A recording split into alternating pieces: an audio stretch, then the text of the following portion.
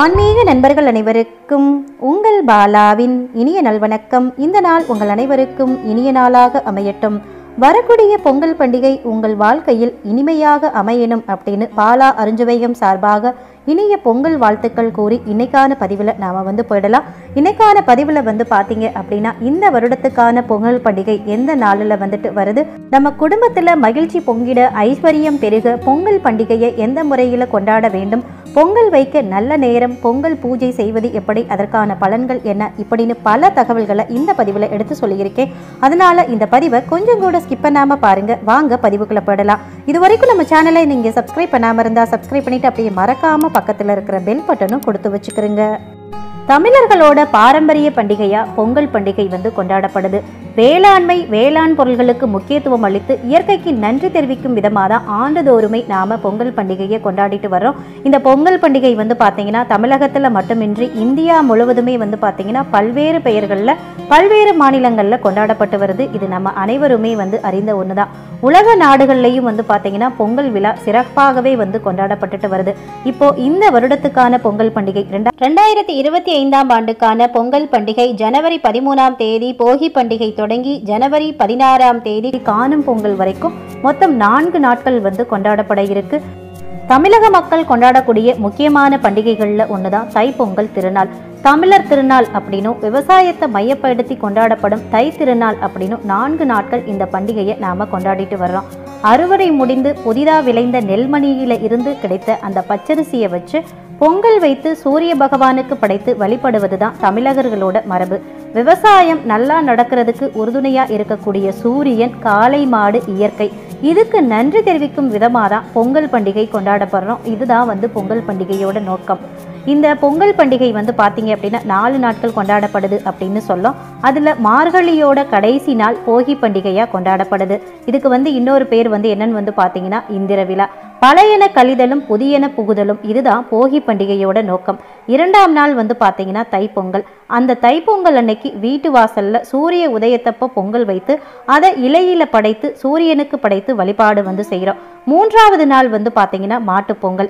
இந்த நாளில் மாட்டு தொழுவத்தில் பொங்கல் வைத்து கால்நடைகளுக்கு நன்றி தெரிவித்து பொங்கல் பண்டிகை கொண்டாடுறோம். 4ஆவது நாள் பார்த்தீங்கன்னா காணும் பொங்கல். இந்த காணும் பொங்கலை கனு பொங்கல் அப்படின்னும் கன்னி பொங்கல் அப்படின்னு சொல்லுவாங்க. இந்த நாளில் மக்கள் பார்த்தீங்கன்னா தங்களுடைய உறவினர்கள் நண்பர்களை போய் சந்தித்து அவங்களுடைய மகிழ்ச்சி வாழ்த்து தெரிவித்து இனிப்புகளை பரிமாறிக்கொள்வது தான் இந்த காணும் பொங்கல் கொண்டாடப்படுவதோட நோக்கமாக சொல்லப்பட்டுட்டு வருது. பொங்கல் பண்டிகை பார்த்தீங்கன்னா நம்ம தமிழகத்தில் தமிழர் திருநாளாகவும் மற்ற மாநிலங்களில் மகர சங்கராந்தி அப்படின்ற பெயரிலுமே தான் கொண்டாடப்பட்டுட்டு வருது. சூரியன் எந்த ராசியில் தன்னுடைய பயணத்தை துவக்குறாரோ அதுக்கு ஏற்ற மாதிரி அந்தந்த மாதத்துக்கு பெயர் வைக்கப்படுது. இதன் அடிப்படையில் பார்த்தீங்கன்னா சூரியன் தனுசு ராசியில் தன்னுடைய பயணத்தை முடிச்சுட்டு மகர ராசியில் பயணிக்க துவங்கிறது தான் தை மாத பிறப்பு அப்படின்னு சொல்கிறோம். இதை மற்ற மாநிலத்தவர்கள் மகர சங்கராந்தி அப்படின்ற பெயரில் சூரியனுக்கு நன்றி தெரிவிக்கக்கூடிய விழாவா கொண்டாடிட்டு வர்றாங்க. 2025ஆம் ஆண்டுக்கான பொங்கல் பண்டிகை மகர சங்கராந்தி ஜனவரி 14 செவ்வாய்க்கிழமை என்று கொண்டாடப்பட இருக்கு. மொத்தமா 4 நாட்கள் இந்த பொங்கல் பண்டிகை. அதுல போகி பண்டிகை ஜனவரி 13ஆம் தேதி, தைப்பொங்கல் ஜனவரி 14, மாட்டுப்பொங்கல் ஜனவரி 15, காணும் பொங்கல் ஜனவரி 16 வியாழக்கிழமையோட பொங்கல் பண்டிகை முடிவடையுது.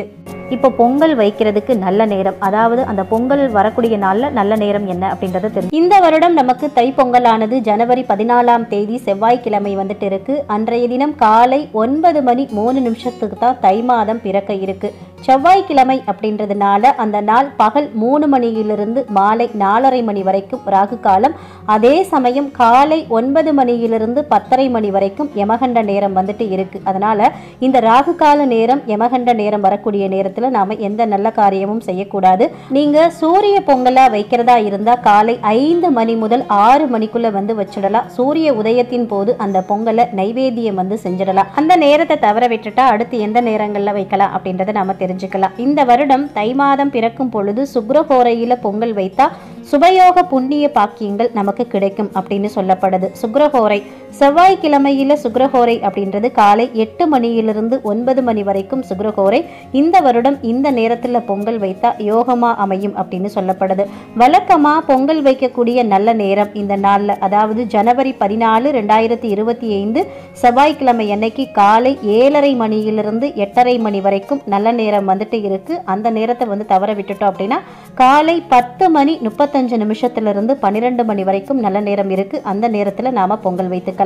ஒரு வருடம் பிறக்கிறப்போ அந்த வருடம் நமக்கு நல்ல வருடமா அமையத்தான் இந்த பொங்கல் வந்து வைக்கிறோம். பொங்கல் நல்லா பொங்கினா இந்த வருடம் நமக்கு சிறப்பான வருடமாக இருக்கும் அப்படின்னு இறைவனை ஆசீர்வதித்தது போல் நமக்கு இருக்கும். அடுத்ததா மாட்டு பொங்கல் வைக்கிறதுக்கான நல்ல நேரத்தையும் நாம வந்து தெரிஞ்சுக்கலாம். மாடு உழவர்களுக்காக உதவியதால் அதுக்கு நன்றி தெரிவிக்கக்கூடிய ஒரு நாள் அப்படின்னு நினைக்காம இந்த மாட்டு பொங்கல் அன்னைக்கு நமக்கும் மாடுகளுக்கும் நிறைய தொடர்பு வந்துட்டு இருக்கு.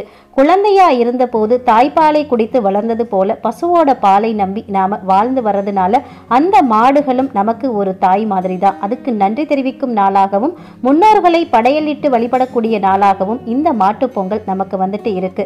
முன்னோர்களுக்கு வேட்டி புடவை வைத்து படையலிட்டு படைப்பதற்கான நல்ல நேரம் அப்படின்றதையும் வந்து தெரிஞ்சுக்கலாம். அதே மாதிரி மாட்டு பொங்கல் வைக்கிறதுக்கும் இந்த நேரத்தை நாம வந்து பயன்படுத்திக்கலாம்.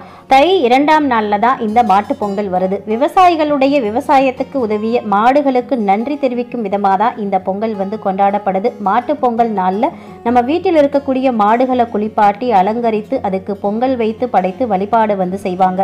இந்த வருடம் மாட்டு பொங்கல் வைக்க உகந்த நேரம் ஜனவரி 15 புதன்கிழமை காலை 9:30 மணியிலிருந்து காலை 10:30 மணி வரை. இந்த நேரத்துல நாம பொங்கலிட்டு படையல் வந்து பண்ணலாம். அடுத்ததா மாலை நேரம் வந்து பாத்தீங்கன்னா மாலை 4:30 மணியிலிருந்து 5:30 மணி வரைக்கும் நல்ல நேரம் வந்துட்டு இருக்கு.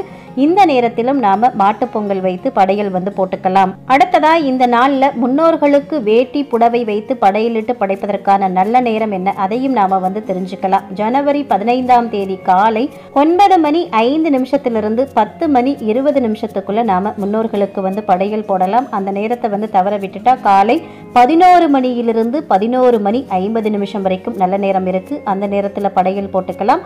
அடுத்ததா வந்து பாத்தீங்கன்னா மதியம் 1:30 மணியிலிருந்து மதியம் 2:30 மணி வரைக்கும் நல்ல நேரம் வந்துட்டு இருக்கு. அந்த நேரத்திலும் நாம படையலிட்டு முன்னோர்களை வழிபாடு வந்து செய்யலாம்.